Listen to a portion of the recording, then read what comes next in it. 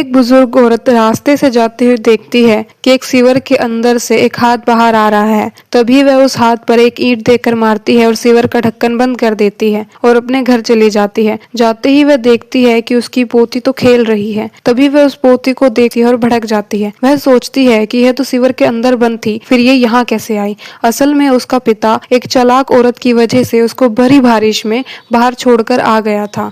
असल में उसके पिता का उस चालाक औरत के साथ पिछले 8 साल से रिश्ता था और उसके पास उससे एक लड़का भी था। अकेले होने की वजह से वह लड़की डर जाती है और गलती से सीवर के अंदर गिर जाती है। जैसे ही वह गिरती है वह अपनी माँ को कॉल करती है, परंतु उसकी माँ कपड़े धोने पे व्यस्त थी, इसलिए वह उसका फोन नहीं उठा पाती। जिस कारणवश वह अपने पिता को कॉल करती है, परंतु उसका पिता घिन और नफरत की वजह से उसका फोन नहीं उठाता। तभी उसकी माँ अचानक ही फोन देख लेती है और उसको कॉल करती है। तभी वह लड़की डरते हुए अपनी माँ को सब कुछ बता देती है। जैसे ही उसकी माँ को यह बात पता लगती है, वह अपनी सास के पास जाती है और उस अपनी सास को सब कुछ बता देती है। पर उसकी सास कहती है, मुझे कोई फर्क नहीं पड़ता, मरने दो उस लड़की को। तभी उसकी माँ पड़ोस के एक औरत के साथ जाकर उसको बचाकर घर ले आती है।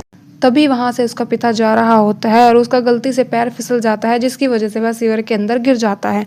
तभी वहां से उस लड़की की दादी गुजर रही होती है और उसकी दादी को लगता है कि यह उसी की पोती है, इसलिए वह उसके हाथ पर ईंट देकर मारती है और सीवर का ढक्कन बंद कर देती है।